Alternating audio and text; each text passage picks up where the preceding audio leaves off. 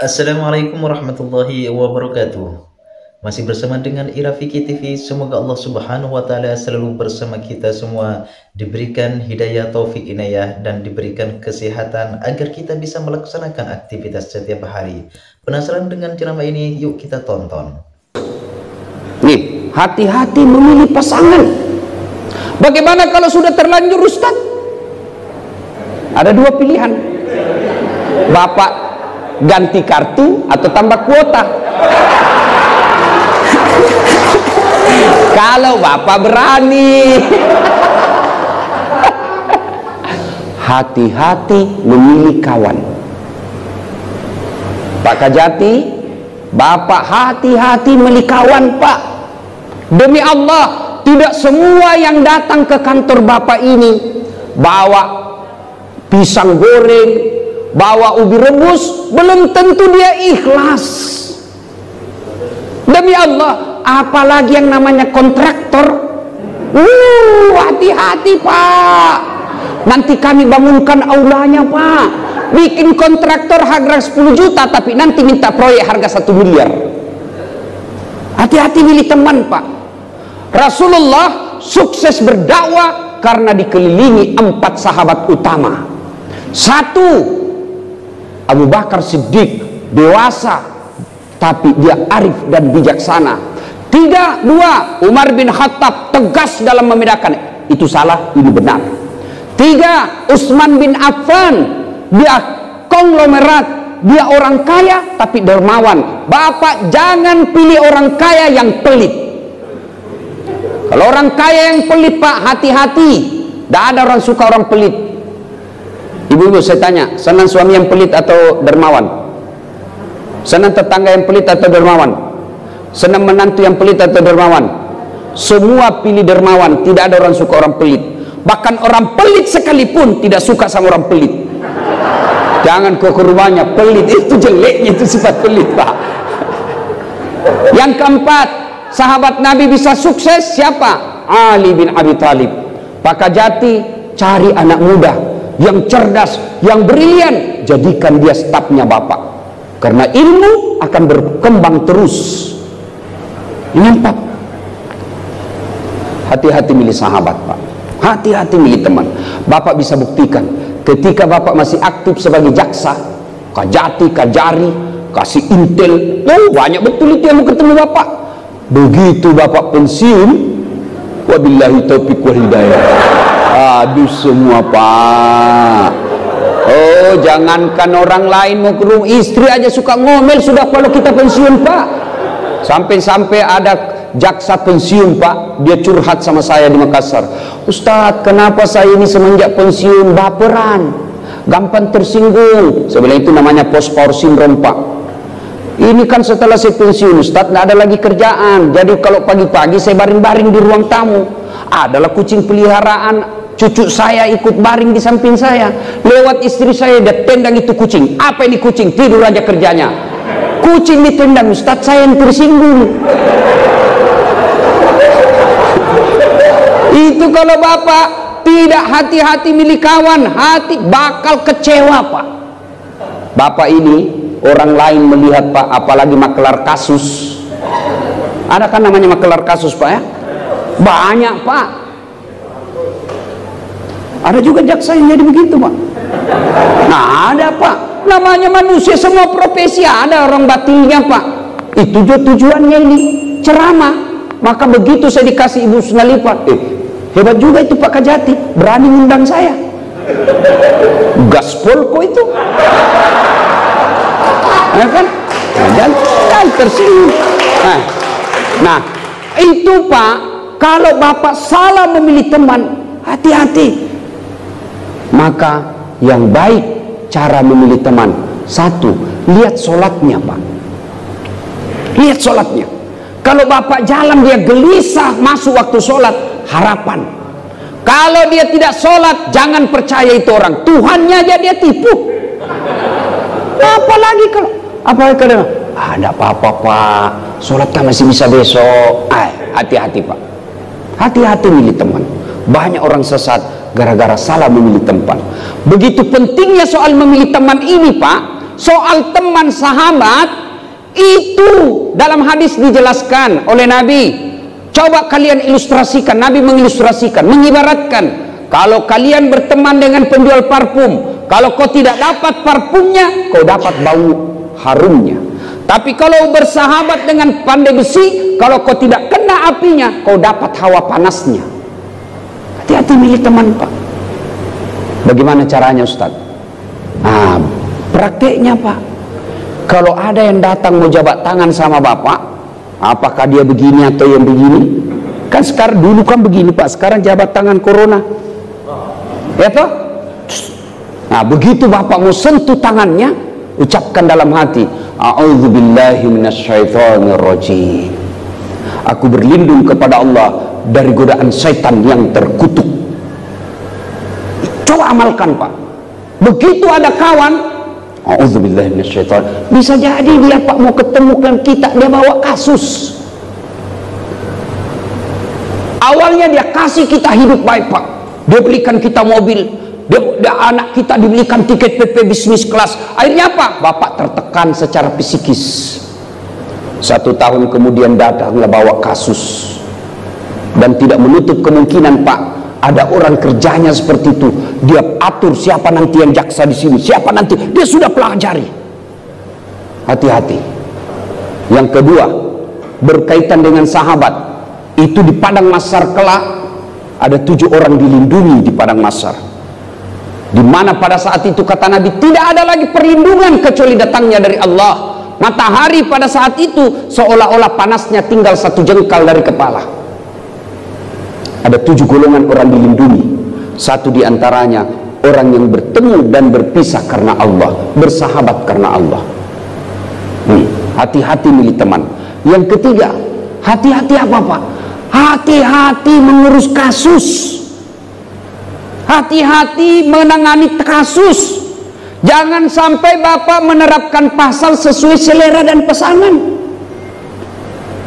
Maka filsafat hukum itu lebih baik membebaskan orang yang salah daripada menyalahkan orang yang tidak bersalah. Hati-hati. Berat tugasnya Bapak sebagai jaksa, mewakili negara dalam menuntut orang. Bapak salah menetapkan pasal, salah menerapkan masa depan orang, dan Bapak akan dituntut nanti di akhirat. Kalau Bapak tidak sholat, tidak puasa, gampang tobatnya, Pak. Bapak dosa kepada Allah, gampang tobatnya. 1, menyesal. 2, mengakui. 3, tidak mengulang. 4, ganti kebaikan. Kata Allah, dosa apapun pasti saya ampuni. Wala tai'asu min rauhillah. Jangan kau putus asa. Tapi kalau Bapak dosa kepada seorang manusia, Bapak bukan cuma 4 syaratnya ini, Bapak datang minta maaf sama orang yang pernah Bapak zolimi. Seperti Pak Kajari. Itu kan sudah beberapa Kajari dilewati, Pak, ya. Saya berdoa kepada Allah, mudah-mudahan Bapak tidak meninggalkan kasus-kasus yang bermasalah di tempat itu. Kalau Bapak pensiun dan meninggalkan beberapa kasus, Bapak harus kembali nanti ke sana minta maaf. Kalau tidak sempat minta maaf dan wafat, susah, Pak. Ngurusnya tobat di akhirat susah. Kita cari dulu itu, dan kita berkumpul dari Adam sampai kiamat. Berapa triliun manusia. Orang ngantri saja vaksin kemarin di Gelora Bung Karno, Pak. Yang vaksin hanya 5 ribuan orang, ngantrinya sampai sore belum tentu dia dapat. Ini dari Adam sampai kiamat, ngantri kita, Pak, menunggu giliran dan dipanggil satu demi satu. Dan pada saat Bapak menunggu giliran untuk dipanggil, Bapak pikul semua barang-barang kantor yang pernah Bapak ambil. Sudah ditulis inventaris kantor Kejaksaan Tinggi Jawa Tengah. Ada di rumahnya Bapak. Oh, itu disuruh pikul nanti itu, Pak. Yang ketawa, saya serius ini, bos. Maka yang pernah ngambil-ngambil barang-barang kantor, Pak, kasih kembali besok. Selama kau tidak kasih kembali, disuruh pikul, Pak. Suruh pikul mobil, pikul meja, printer, kertas 10 rim, meja, bapak pikul semua. Lewat security, wah ternyata bapak yang ngambil, saya yang dipecat. Hati-hati pak, bener pak. Dan pada saat itu Allah menyediakan ruang VVIP, di mana pada saat itu tidak ada lagi perlindungan. Satu di antara dilindungi, kata Nabi, mereka yang bertemu dan berpisah karena Allah, sahabat yang baik. Kemudian siapa lagi? Imamun adil, dari 7 itu pemimpin yang adil, termasuk jaksa yang adil. Maka begitu bapak mau melakukan, tidak mungkin tanpa pertolongan Allah. Maka doa yang paling harus bapak selalu panjatkan minimal 5 kali sehari semalam. Setiap bapak sholat, baca itu doa. Ya Allah, tunjukkanlah yang hak adalah hak, dan berikan kesanggupan kepada saya melaksanakan yang hak itu, dan tunjukkan yang batil adalah batil, dan berikan saya kemampuan memerangi kebatilan itu. Bapak harus amalkan. Tapi kalau bapak tidak pernah berdoa, bagaimana mau berdoa? Sholat aja tidak pernah, bagaimana hati mau terang pak? Gelap itu hatinya orang begitu. Berikutnya, hati-hati pak menerima duit. Hati-hati, terutama ini ibu-ibu. Kalau bapak dapat bawa duit bu, jangan langsung alhamdulillah, tanya dulu dari mana ini pak. Biasanya pak gajimu cuma 5 juta, ini kok jadi 5.500.000? Dari mana 500? Halal tidak? Kalau halal masukin, kalau haram bapak makan sendiri, jangan kasih makan saya dan anakku, saya tidak mau. Itu baru istri yang soleha. Bisa bu? Bisa bu? 500.000 bisa, 50 juta pret. Langsung sini deh, sebentar aja kita tobat. Hati-hati pak, rezeki kalau bukan rezekinya bapak tidak akan masuk ke kantongnya bapak. Kan itu ada 3 rahasia Allah, tidak boleh kita campuri, kata Allah, hak prerogatif Allah. 1, jodoh. Biar bapak 7 tahun pacaran ndak jodoh pak, ndak ketemu. Cakep betul suaminya, kayak artis. Jelek betul istrinya, jodoh bos, jodohnya itu. Yang kedua rahasia Allah, ajal. Biar bapak mau sekali mati, tidak tiba ajalnya, tidak mati. Karena ada orang 3 kali dapat suami sama istrinya selingkuh. Dapat pertama, istrinya mau bunuh diri, dia minum racun. Ternyata karena buru-buru lebih banyak masuk di hidungnya daripada mulutnya, muntah-muntah, tidak jadi mati. Ketahuan lagi kedua kalinya, dia lihat racun gagal, akhirnya diambil pisau, dia iris surat nadinya, ternyata pisau yang dipakai pisau tumpul, tidak jadi lagi mati. Ketahuan lagi ketiga kalinya, dia lihat racun gagal, dia ingat pisau gagal, akhirnya apa? Dia lompat masuk ke dalam sumur belakang rumahnya, dia lupa waktu itu musim kemarau. Tidak ada airnya sumur pak. Kalau tidak ajal tidak bakal mati. Yang ketiga rahasia Allah, apa itu? Rezeki. Kalau bukan rezekinya bapak tidak bakal, Allah sudah atur. Bapak tidak usah cemas, bapak sarjana hukum kok, jaksa lagi, tidak mungkin bapak mati kelaparan, tidak mungkin. Lalu apa yang membuat kadang-kala kita tidak bisa, kadang-kala kita menghalalkan segala cara? Karena gaya hidup bapak melebihi gaji oleh negara. Kalau bapak gajinya cuma 5-7 juta 1 bulan, hiduplah 5 juta per bulan, pasti masih ada sisanya 2 juta. Ini ibu-ibu nih, kalau gaji suami cuma 7 juta 1 bulan, ibu gaya hidupnya 6 juta, pasti ada syukurnya. Tapi kalau gaji suami 7 juta, gaya hidup 10 juta, pasti ngutang. Apa operasionalnya, prakteknya? Kalau gaji suami cuma 7 juta 1 bulan, nggak usah beli handphone yang 3 kameranya. Untuk apa 3 kameranya? Nah 1 di suamimu. Bapak-bapak nggak usah beli HP yang mahal-mahal kalau memang gaji nggak memenuhi. Gaya hidup ibu-ibu, Kalau gaji suami cuma seorang jaksa 7-10 juta, sudahlah, ndak usah potong kuku di salon. Ini apa? Sudah umurnya sudah 55 tahun, pasang gigi kawat ya. Terlambat minggu. Ada juga istri jaksa pasang epret. Pakai soplen, matanya biru, orang tahu matamu hitam. Ngapain lagi? Coba lihat Pak, orang jaksa, legenda jaksa Indonesia, Baharudin Lopa.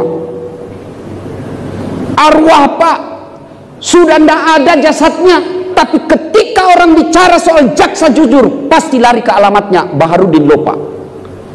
Banyak jaksa mewah rumahnya, bagus dia punya mobil, hidupnya bergelimang harta, tapi begitu dia pensiun Pak, tidak ada yang menghormati. Duitnya miliaran, tapi semua dilarang makan. Dilarang makan gula. Apa? Dilarang makan nasi. Dilarang makan garam. Dilarang makan sambal. Dilarang makan daging. Dilarang makan ikan. Apa aja bisa dia makan? Ubi rebus. Duitnya 7 miliar. Ubi rebus saja bisa dia makan Pak. Kemana-mana bawa kateter. Wah, beleng-beleng. Begitu pensiun Pak, jalannya begini. Itu salah satu sebab kalau bapak menghalalkan segala cara untuk makan. Saya heran biasa kalau ada orang korupsi 1 miliar, nanda habis kok makan itu 1 miliar. Kita paling makan, coba lihat sekali makan Pak. Dan kalau bapak menjadi jaksa yang jujur, orang akan berkata, itu bapak itu hebat. Bukan cuma bapak yang nikmati, anak keturunan bapak juga akan nikmati. Terima itu, baik bapaknya dulu itu. Tapi kalau bapak tidak jujur, anak ikut jadi sial Pak. Bapaknya itu jangan, bapaknya tidak jujur, anak jadi korban. Ibu bapak saudara-saudara sekalian, terakhir karena waktu yang terbatas, Pak, jangan lupa selalu berdoa kepada Allah. Doa kepada Allah. Tapi doa akan dijabah Allah kalau bapak sholat. Kalau bapak tidak sholat, mana bisa? Doa itu passwordnya sholat. Nah, bapak mau mulai memeriksa orang, sholat dulu. Ya Allah, doa itu supaya lancar kita ngomong. Doanya Nabi Musa alaihissalam, Rabbi srahli sadri wa yassirli amri wahlul uqdatan min lidhani yafqahu qawli. Ini yang bapak jaksa harus amalkan ketika bapak mau ngomong. Amalkan itu. Saya tidak tahu bahasa Arabnya Ustaz. Tidak usah bahasa Arab, bahasa Indonesianya saja bapak baca. Ya Allah, berikan saya kemampuan berbicara yang baik. Tuntun lidah saya. Berikan saya kemampuan meyakinkan orang yang benar adalah benar. Sampaikan itu. Tapi kalau bapak tidak sholat, setengah mati berdoa, malaikat bilang, bos, tahu diri dong. Kau sholat dulu.